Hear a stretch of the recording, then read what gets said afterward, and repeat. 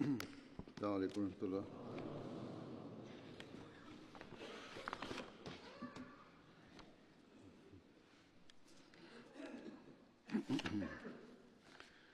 أشهد أن لا إله إلا الله وحده لا شريك له وأشهد أن محمدا عبده ورسوله أما بعد فأعوذ بالله من الشيطان الرجيم بسم الله الرحمن الرحيم الحمد لله رب العالمين الرحمن الرحيم مالك يوم الدين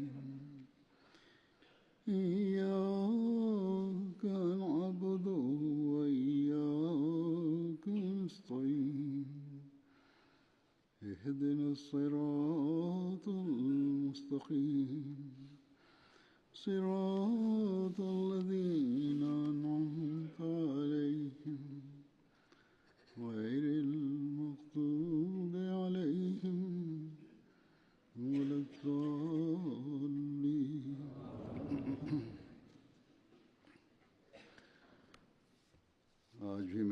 Danas ja ću da ponovo nastavim da govorim u vezi ashaba koji su učestvovali u bitci na Bedru. Prvo ću da govorim u vezi Hazreti Amira bin Rabija. Njegova porodica je imala ugovor sa Hatab, ocem od Hazreti Omera radijallahu anhu, koji je usvojio Hazreti Amira. Zbog toga je bio poznat kao Amir bin Hatab. Kako god, kad je u časnom Kur'anu naređeno da djeca nose prezime od biološkog oca, od tada su ga zvali Amir bin Rabija umjesto Amir bin Hatab, prema njegovom biološkom ocu Rabija. Ovdje imamo objašnjenje ljudima koji su usvojili djecu svoje rodbine i voljenih. Ova djeca ne znaju ko su njihovi očevi dok ne budu odrasli. I njihovi svi dokumenti su sa informacijama očeva koji su ih usvojili umjesto bioloških očeva. Onda poslije, kad problemi nastanu, ljudi mi šalju pisma i žele da se neke promjene naprave. Zbog toga moramo uvijek da postupamo prema kuranskom učenju. Osim djeca koja su usvojena preko ustanova, kad se imena bioloških roditelja ne znaju ili nisu dostupna. U svakom slučaju, poslije ovog razjašnjenja nastavit ću da govorim u vezi ovog ashaba.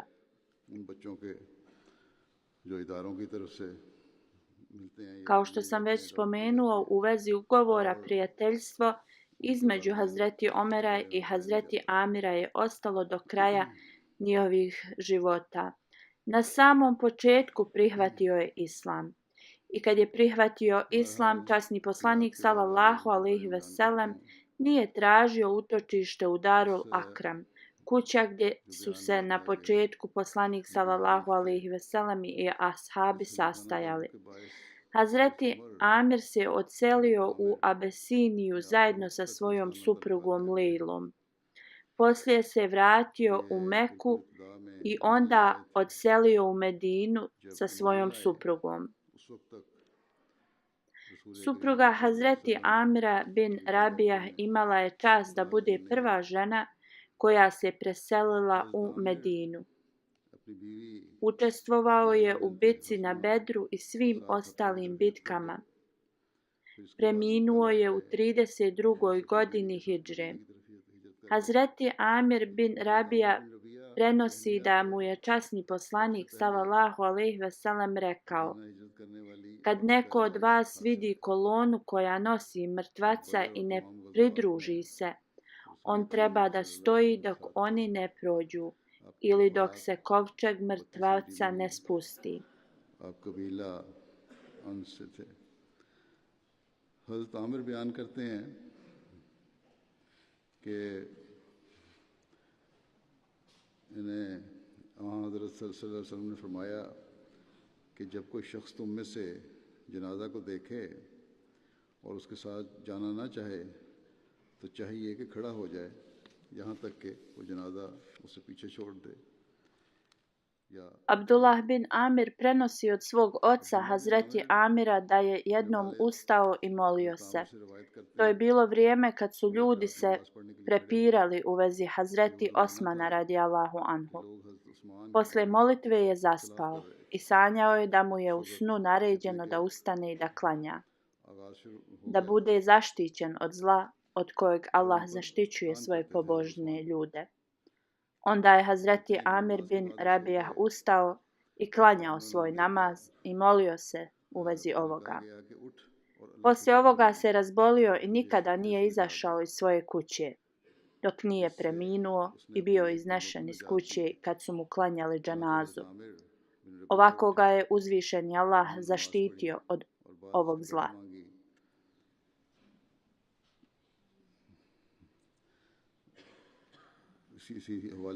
Hazreti Amir bin Amir spominje da je bio sa časnim poslanikom sallallahu alejhi ve sellem u toku tavafa kad mu je pertla od cipele pukla. Pitao sam: o Allahov poslaniče sallallahu alejhi ve sellem, daj mi da ti je popravim. Časni poslanik sallallahu alejhi ve sellem je odgovorio: tim bi mi dao prioritet, a ja ne volim kad nekome se daje prioritet. Ovo nam pokazuje kako je časni poslanik sallallahu alejhi ve sellem bio pažljiv da sam radi svoje poslove. Jedna osoba je jednom došla kao gost kod Amira bin Rabija. Hazreti Amir bin Rabija je bio vrlo gostoprimljiv prema njemu i dao je vrlo lijepe preporuke časnom poslaniku sallallahu alejhi ve sellem u vezi ove osobe.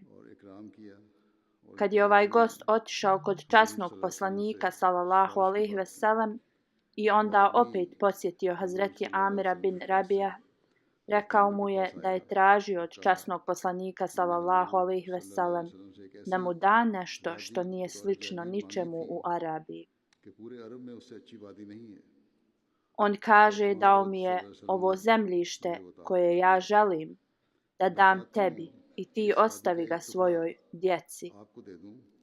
Hazreti Amir bin Rabijah mu je odgovorio da njemu ne treba to zemljište jer je danas sura u časnom Kur'anu objavljena koja nas je naučila da zaboravimo na ovaj svijet.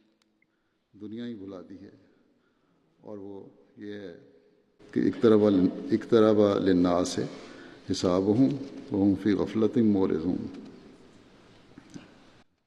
Što znači bliži se ljudima njihov obračun, pa opet se oni okreću svom nemaru. Ovako su se ponašali ovi ashabi svijetle zvijezde i ovi ljudi su istinski davali prednost vjeri nego ovo svjetskim stvarima.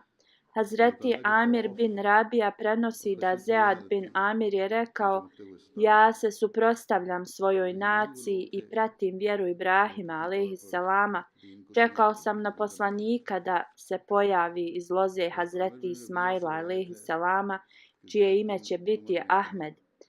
Kako god izgleda da ga neću dočekati u toku svog života, ali vjerujem u njega, svjedočim u njegovu istinitost i potvrđujem da je on poslanik. Zato ako si živ u toku njegovog pojavljenja, onda mu prenesi moj selam. I spomenut ću ti njegove znakove tako da ne ostane sakriven od tebe. Niti je visok ni nizak, niti će imati puno kose ni malo. Uvijek će imati crvenila u očima, između ramena naći ćeš pečat poslanstva i zvaće se Ahmed. Ovaj grad Meka će biti njegov rodni grad i također će u njemu da uzme bejat, zakletvu lojalnosti. Poslije ovoga njegov će ga narod istjerati odavde, neće im se svidjeti njegova poruka, a onda će se oseliti u Medinu. Poslije ovoga oni koji su protiv njega bit će moćniji, ali nemoj da budeš zavaran radi ovoga. Tragao sam kroz sve gradove tražeći vjeru Ibrahima alejhiselama. Ispitivao sam Jevreje, kršćane i Zoroastrijan i rekli su mi da će ova religija doći poslije kad mene ne bude. Također su mi rekli iste znakove koje sam ja tebi spomenuo. Rekli su da neće biti poslanika poslije njega. Hazreti Amir je onda rekao kad je poslanik sallallahu alejhi ve sellem postao poslanik. Rekao sam mu u vezi Zeada, na šta je on rekao: vidio sam ga u džennetu kako nosi svoj ogrtač. Hazur kaže ovdje u ovom hadisu gdje je spomenuto da neće biti poslanika poslije njega, ne znači da predskazanje časnog poslanika sallallahu alejhi ve sellem u vezi toga da će doći poslanik poslije njega iz njegovog umeta je netačan. Radije znači da je on zadnji poslanik koji je donio šerijat. I bilo koji poslanik koji će da dođe poslije njega neće donijeti nikakav novi zakon. Poslanik koji se pojavi bit će zavisan od časnog poslanika sallallahu alejhi ve sellem. I ovo je tačno i dokaze mi nalazimo u hadisima i časnom Kur'anu. Časni poslanik sallallahu alejhi ve sellem je formirao bratstvo između Hazreti Amira i Hazreti Yazid bin Munzir. Hazreti Amir bin Rabija je preminuo nekoliko dana poslije smrti Hazreti Osmana radijallahu anhu. Drugi ashab je Hazreti Haram bin Milhan, on je pripadao plemenu Benu Adil bin Nadjar, koji su bili Ensarije. Njegov otac se zvao Malik bin Halid, a ime majke je Maleka bint Malik. Njegova sestra Hazreti Ummi Sulejm je bila supruga Hazreti Abu Talhe Ensarije i majka Hazreti Anas bin Malik. Njegova druga sestra je bila Hazreti Ummi Haram i bila je supruga Hazreti Abada bin Samit. Hazreti Haram bin Milhan je bio dajđa od Hazreti Anas i učestvovao je u bici na Bedru i Uhudu. Ubijen je na dan Bir Mauna. Hazreti Anas bin Malik prenosi da nekoliko ljudi je došlo pred časnog poslanika sallallahu alejhi ve sellem i tražili su od njega da pošalje nekoliko ljudi koji će ih podučavati časnom Kur'anu i praksi časnog poslanika sallallahu alejhi ve sellem. Poslanik sallallahu alejhi ve sellem je poslao 70 ashaba sa njima koji su bili vrlo učevni u učenju Kur'ana. Hazreti Anas spominje da njegov dajđa Hazreti Haram bin Milhan je bio također jedan od ovih 70 ashaba. Ova grupa ljudi bi navečer učila Kur'an i predavali bi iz njega i učili jedni od drugih.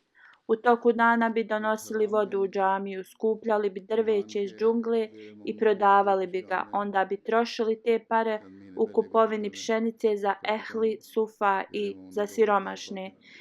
Nekoliko mjeseci prije ja sam spomenuo ovaj incident u vezi Bire Mauna i spomenuo sam Hazreti Haram bin Milhan i spomenuo sam ovaj incident još na drugim skupovima. Kako god, ja ću danas predstaviti neke hadise iz Buharija. Hazreti Anas bin Malik kaže da na dan Bire Mauna, kad je Hazreti Haram bin Milhan bio pogođen sa strijelom, protrljao je svoju krv po rukama i po svom licu i glavi i rekao: Gospodara mi Kabe, ja sam postigao svoj cilj. Hazreti Anas radijallahu anhu dalje govori da neki ljudi iz Rail, Zakvan, Lekvija i Benu Lehijan su došli kod poslanika sallallahu alejhi ve sellem i rekli su da su postali muslimani i da traže zaštitu od svojih ljudi. Časni poslanik sallallahu alejhi ve sellem im je pomogao sa 70 ashaba koji su zvati Karis, koji su sabirali drveće u toku dana, a u noćima su se molili. Ovi ljudi su ih poveli i kad su stigli do Bere Mauna, izdali su ih i ubili. I tako čitav jedan mjesec ili prema drugim hadisima 40 dana časni poslanik sallallahu alejhi ve sellem se molio protiv ovih plemena. Hazreti Anes kaže kad su ovi ashabi bili poubijani, časni poslanik je stajao u velikoj poniznosti i molio se cijeli mjesec protiv ovih ljudi. I u drugim hadisima u Buhariju kaže da nikada nije vidio poslanika sallallahu alejhi ve sellem sa tolikom tugom i žalosti kao kad se ovo desilo. U drugim hadisima koje također prenosi Hazreti Anis glasi da je časni poslanik poslije ruku u namazu cijeli taj mjesec se molio protiv nekih plemena iz Benu Sulejm. Onda govori da je poslanik sallallahu alejhi ve sellem poslao 40 ili 70 ashaba idolopokloncima koji su ih izdali, iako su imali sklopljen ugovor mira sa njim. I ovim hadisu ponavlja isto što sam ranije spomenuo, da nikada nije vidio poslanika sallallahu alejhi ve sellem u većoj tugi i žalosti kao što je kad su ovi karis bili ubijeni. Onda imamo dokaze iz Sirat od Ibn Hašam u vezi Džabar bin Selma. Amir bin Taufail koji je bio prisutan u to vrijeme, a poslije je prešao na islam. On kaže, ja sam primio islam radi sljedećeg incidenta. Jednom sam probao nekog sa kopljem. Vidio sam da je oštri dio strijele probio kroz njegova prsa. Čuo sam tu osobu kako govori, kunem se gospodarom Kabe da sam postigao moj cilj. Mislio sam kakav uspjeh je to, zar ga nisam ubio. Džabar kaže, poslije sam pitao šta su značile riječi ovog čovjeka i rečeno mi je da je postati šehid. Rekao sam sebi, zaista ta osoba je dostigla uspjeh u Božijem pogledu. Nalazimo 2 ili 3 druga ashaba koji su izgovorili slične riječi ovima. Ovi ljudi su vjerovali da postizanjem zadovoljstva uzvišenog Allaha je bio njihov glavni cilj. Da postignu ovo svjetske stvari nikad nije bio njihov cilj. Radi njihovog iskrenog nijeta uzvišeni Allah je rekao da je on zadovoljan sa njima. U vrijeme Bere Mauna kad su ashabi bili ubijani, molili su uzvišenog Allaha, o Allahu, molimo te da informišeš poslanika sallallahu alejhi ve sellem u vezi našeg stanja, da smo ti se pridružili i da smo zadovoljni sa tobom i da si ti zadovoljan sa nama. Hazreti Anas spominje, Hazreti Džibril alejhiselam je došao poslaniku sallallahu alejhi ve sellem i informisao časnog poslanika sallallahu alejhi ve sellem da njegovi ashabi su postali šehidi i da je Allah zadovoljan sa njima. Hazreti Mirza Bashir Ahmed Sahib je spomenuo ovaj incident.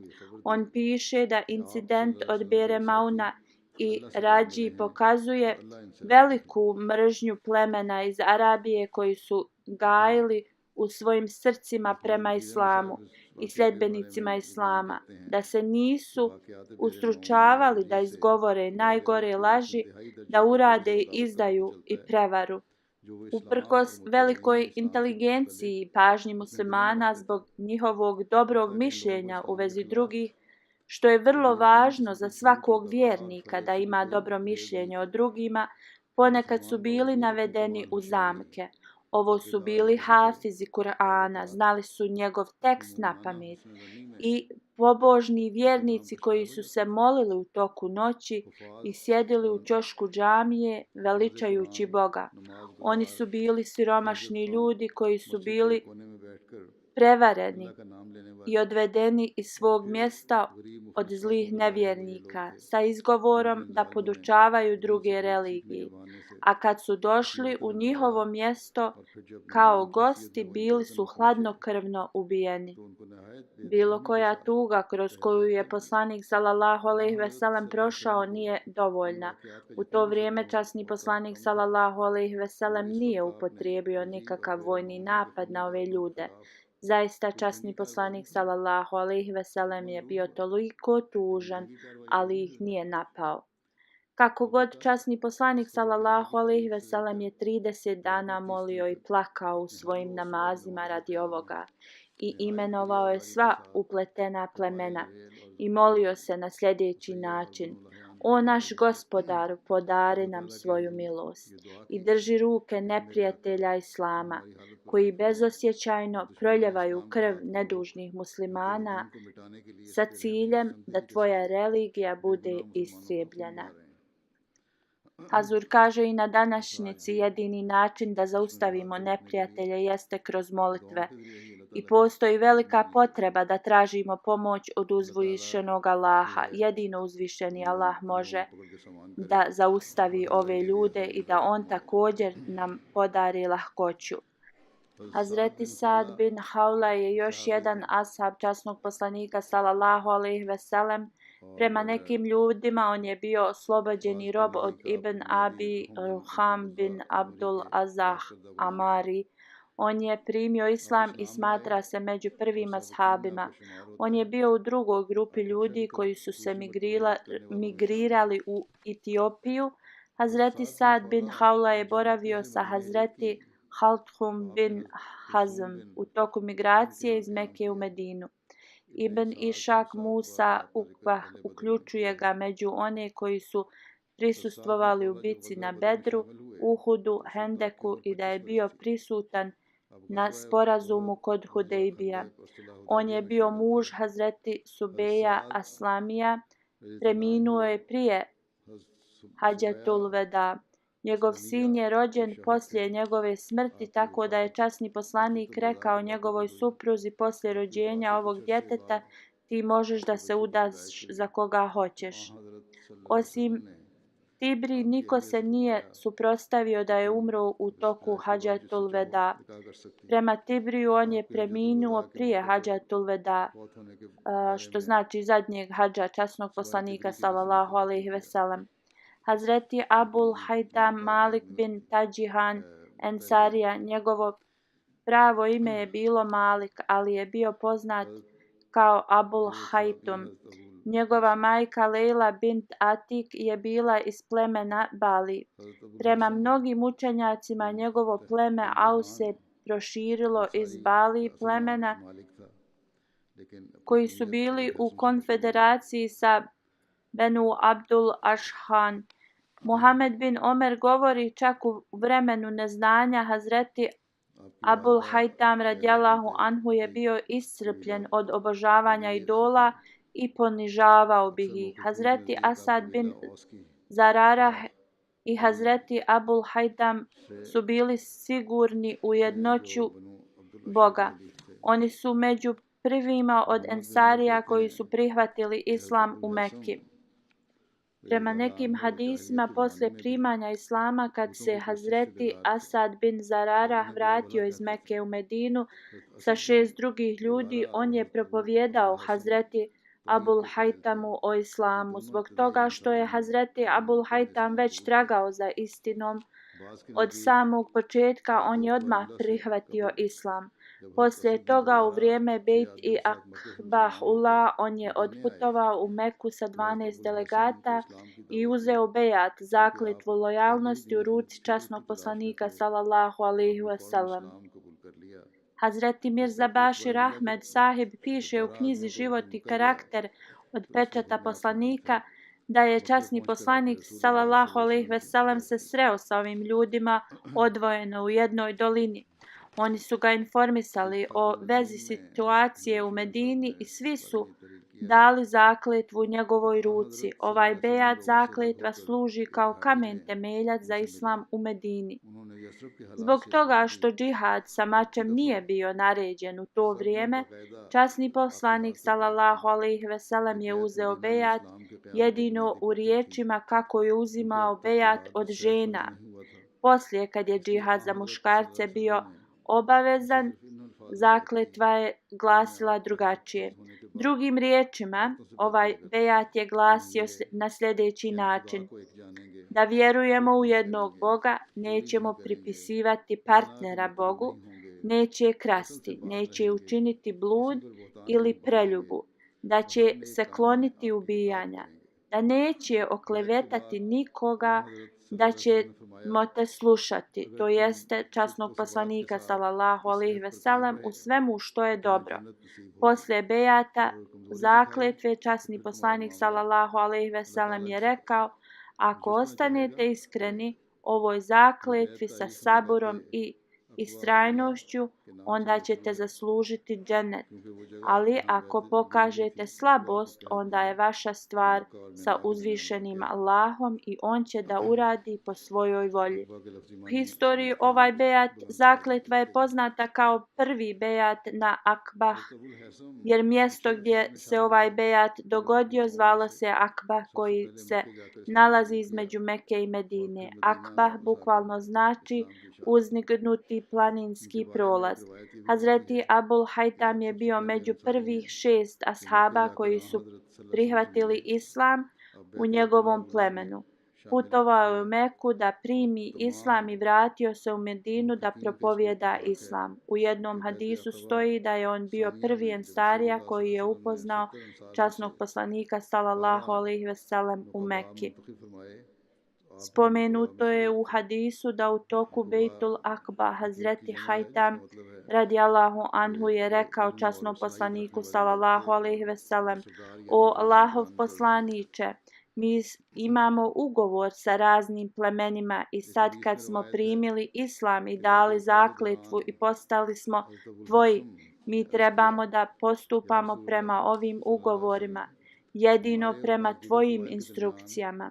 Onda je dodao: ja sad želim da dam jedan zahtjev, to je: o Allahov poslaniče, mi pravimo vezu sa tobom i kad uzvišeni Allah te blagoslovi i da ti pobjedu nad tvojom nacijom, molim te da nas ne napustiš i vratiš se njima, a nas ostaviš i odvojiš se od nas. Kad je časni poslanik čuo ovo, nasmijao se i rekao: tvoja krv je sada postala moja. Ja sam sad jedan od vas, a vi ste jedni od mene. Kogod vas bude napadao, napadće mene. Kogod vam prestane biti prijatelj, prestaje biti moj prijatelj. Časni poslanik sallallahu alejhi ve sellem je uspostavio bratstvo između Hazreti Osmana bin Mazun i Hazreti Abul Hajtam poslije migracije iz Mekke. Hazreti Džabar bin Abdullah prenosi da je časni poslanik sallallahu alejhi ve sellem otišao kod jednog ensarije sa jednim svojim ashabom. Časni poslanik sallallahu alejhi ve sellem ga je pitao da li ima vode ili ako ima vode od prošle noći, ili ako je u redu može se napiti direktno, pošto je ova osoba zaljavala svoju baštu i voda je tekla. Ova osoba je odgovorila: o Allahov poslaniče, ja imam vode od sinoć, molim te uđi u moju kuću. Onda je odveo poslanika sallallahu alejhi ve sellem i ovoga ashaba sa sobom. Ovaj ashab je bio Hazreti Abul Hajtam. Onda je nasuo vodu i također je nasuo mlijeka od svoje koze u čašu. Časni poslanik i njegov ashab su oba dvojica pili. Ovaj hadis je iz Buharija. Drugi hadis glasi, koji prenosi Hazreti Džabar bin Abdullah: Hazreti Abul Hajtam bin Al-Tahijan je spremio hranu za časnog poslanika sallallahu alejhi ve sellem i pozvao i njegove ashabe. Kad su svi završili sa jelom, časni poslanik sallallahu alejhi ve sellem je rekao: vratite uslugu svom bratu. Ashabi su pitali: o Allahov poslaniče, kako da mu uzvratimo uslugu? Poslanik sallallahu alejhi ve sellem je rekao: kada osoba posjeti nečiju kuću i kad jede i pije tu, oni trebaju da se mole za njih. To je način na koji im vraćaju uslugu. Ovakvi su bili visoki morali ponašanja koji su esencija za svakog muslimana da ih usvoji. Hazreti Ebu Hureyra radijallahu anhu govori da je jednom časni poslanik sallallahu alejhi ve sellem otišao iz svoje kuće u vrijeme kad ne bi našli ljude na polju izvan svoje kuće, niti bi se susreli sa drugim ljudima u to vrijeme. Onda je vidio Hazreti Ebu Bekra radijallahu anhu.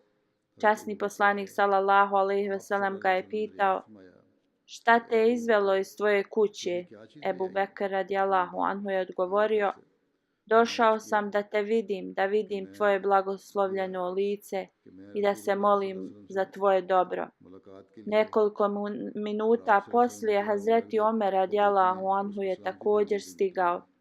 Časni poslanik sallallahu alejhi ve sellem je upitao i njega: o Omere, šta je tebe izvelo iz kuće u ova doba?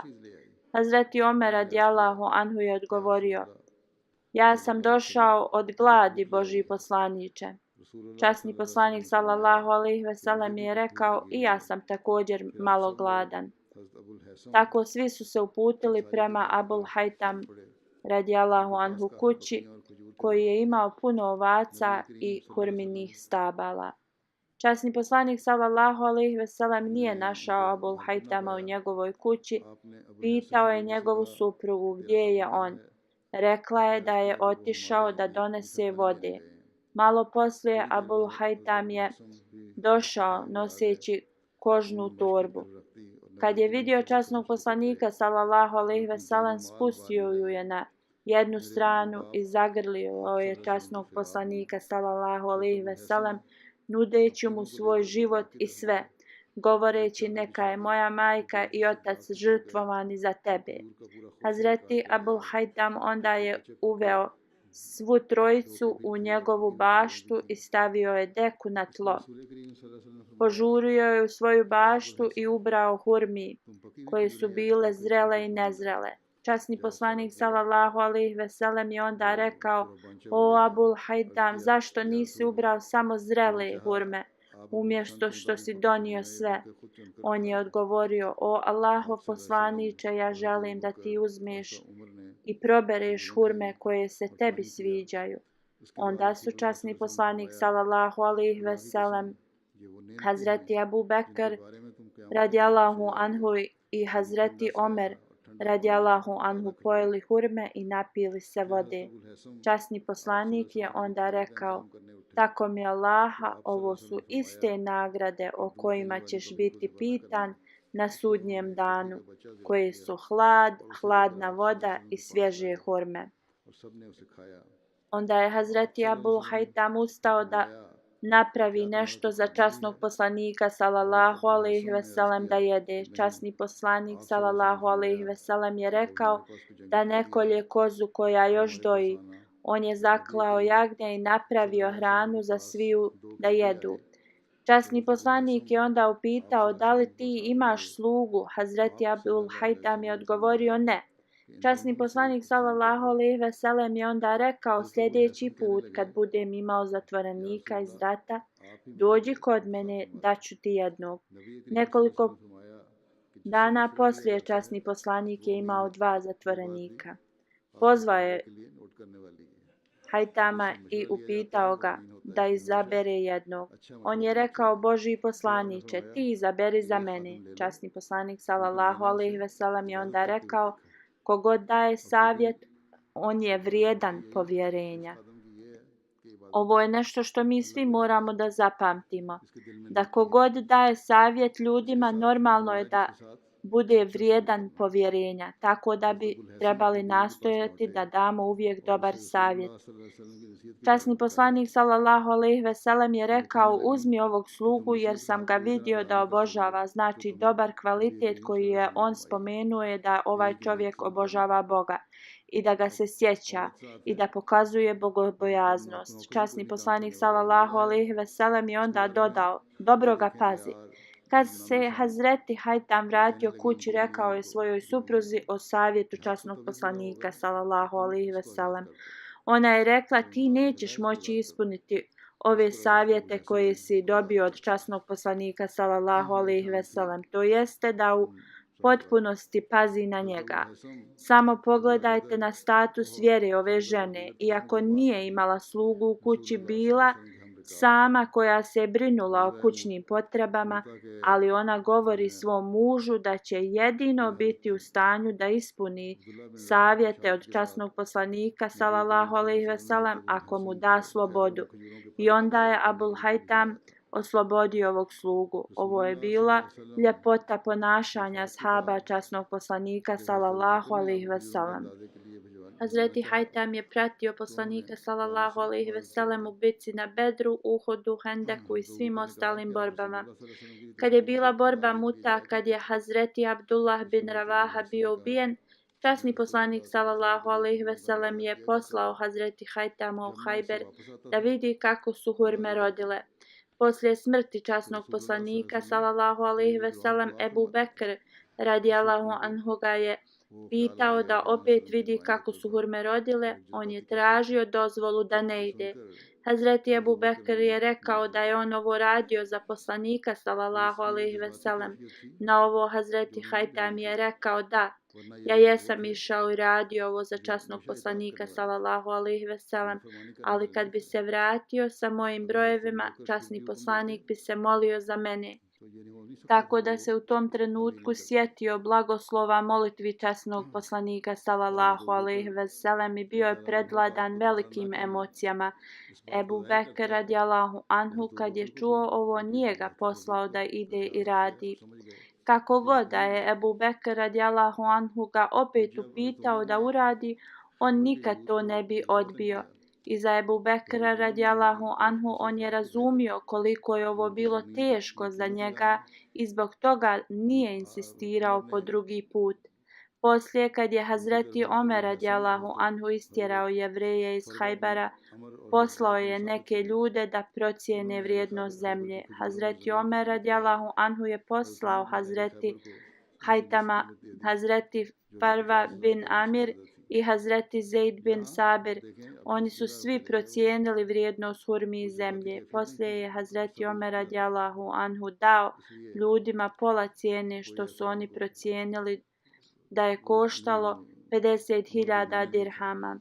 Moramo obratiti pažnju kako je Hazreti Hajtam otišao ovaj put. Njegove emocije i emocionalno stanje je bilo bolje jer je više vremena prošlo, tako da ga nije ništa spriječilo da ode. Postoji hadis u vezi pozdrava Esselamu alejkum, neka je mir na tebe. Hazreti Abul Hajtam prenosi da je časni poslanik sallallahu alejhi ve sellem rekao: onaj ko kaže Esselamu alejkum će zaslužiti nagradu od 10 dobrih dijela. Onaj ko kaže Esselamu alejkum ve rahmetullah će zaslužiti nagradu od 20 dobrih dijela. Onaj ko kaže Esselamu alejkum ve rahmetullahi ve berekatuhu će zaslužiti nagradu od 30 dobrih dijela. Ima razilaženja mišljenja u vezi vremena smrti Abu Hajtama radijallahu anhu. Neki kažu da je preminuo u vremenu halifata Hazreti Omera radijallahu anhu. Neki kažu da je preminuo u 20. godini poslije hidžre ili 21. godini, dok neki kažu da je preminuo boreći se na Alijovoj radijallahu anhu strani u toku borbe Safin u 28. godini poslije hidžre. Ovo su bili ashabi koji su postavili primjer nama i učinili mnoge stvari da imaju značenja za nas, da uzvišeni Allah nastavi da ih uzdiže u njihovom statusu. Poslije džume klanjaću dženazu u odsustvu za 2 osobe. Prva je od Sahebzada Mirza Mađid Ahmad, on je sin od Hazreti Sahebzada Mirza Bashir Ahmad Sahib. Preminuo je 14. avgusta u 94. godini života. Inna lillahi ve inna ilaihi rađiun. Zaista mi smo Allahovi, njemu se vraćamo.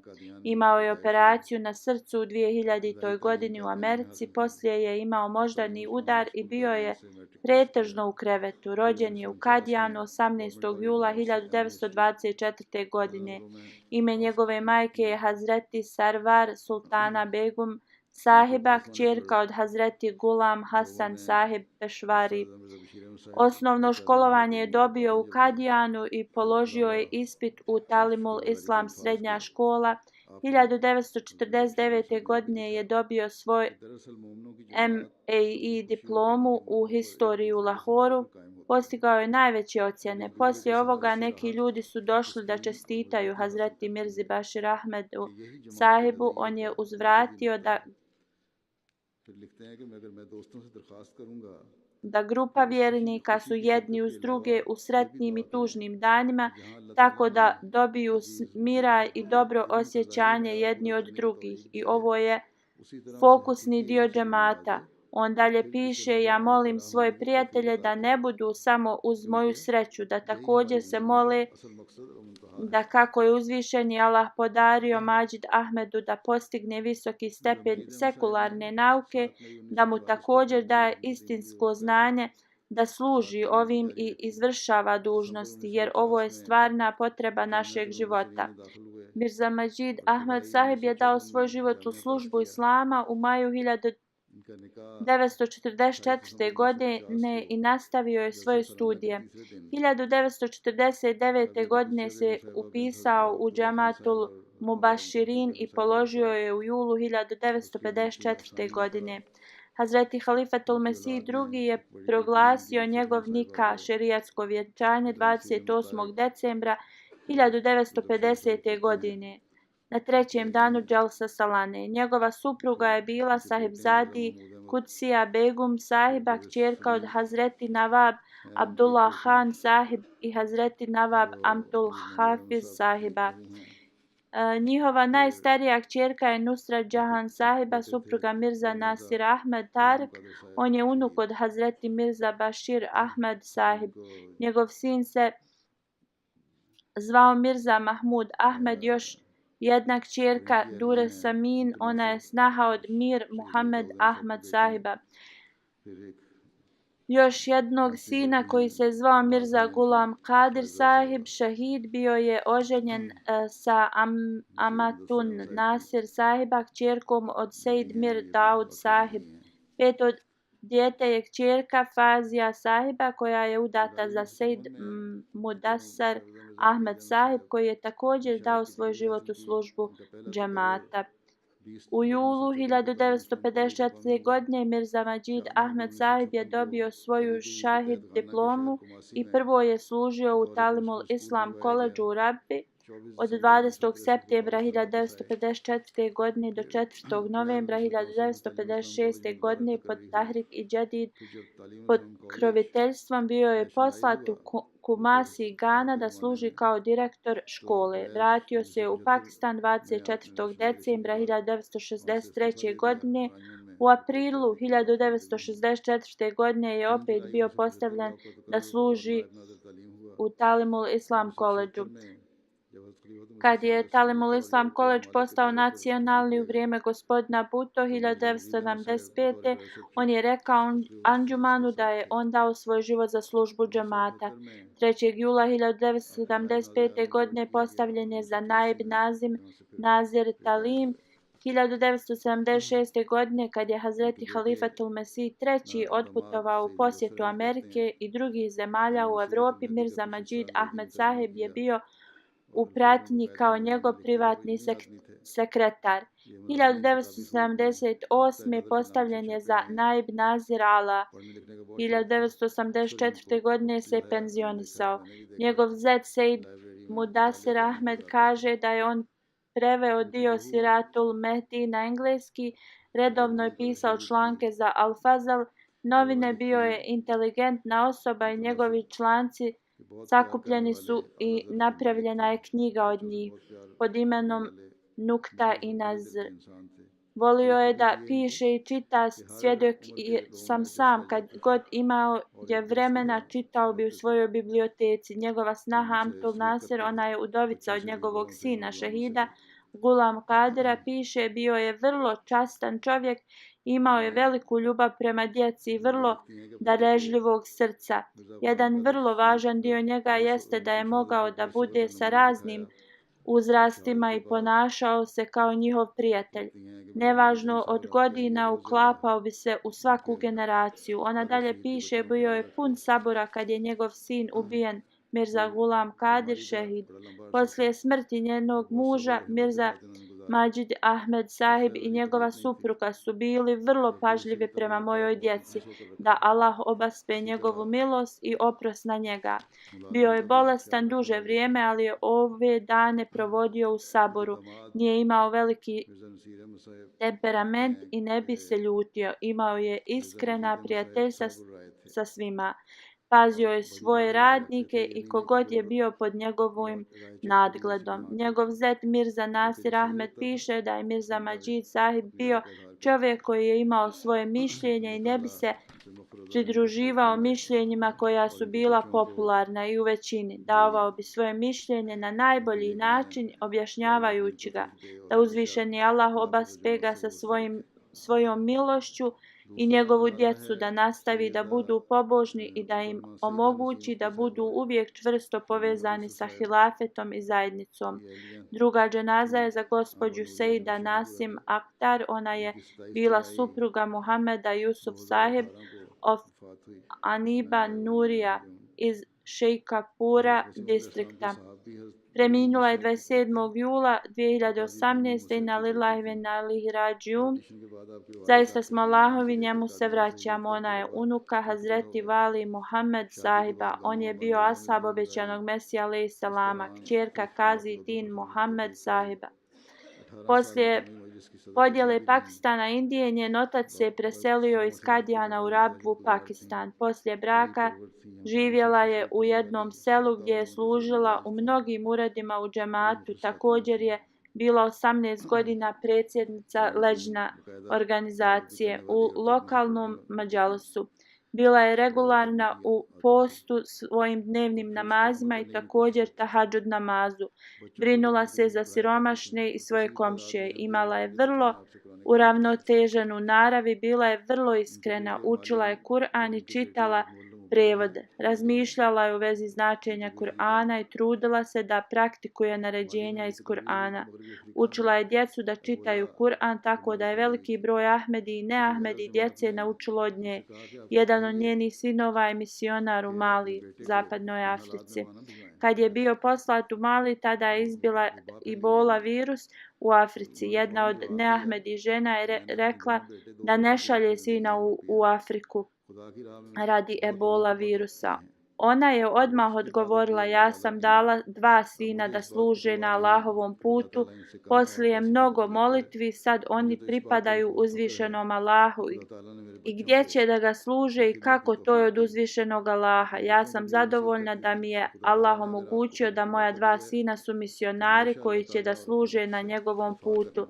Savjetovala je sinove da kad god uzvišeni Allah im omogući da služe na njegovom putu, da uvijek ostanu bliski Allahu i njegovoj misiji. Ona je bila musi, to je kad potpiše al-vasijat i daje 10% od svoje zarade za džematske svrhe.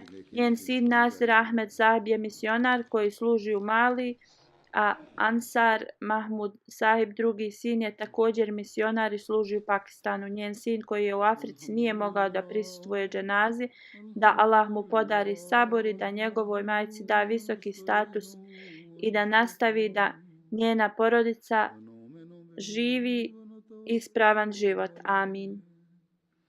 وَنَعُوذُ بِاللَّهِ مِنْ شُرُورِ أَنفُسِنَا ومن سيئات أعمالنا من يهده الله فلا مضل له ومن يضلل فلا هادي له ونشهد أن لا إله إلا الله وأشهد أن محمدا عبده ورسوله عباد الله رحمكم الله إن الله يأمر بالعدل والإحسان وإيتاء ذي القربى وينهى عن الفحشاء والمنكر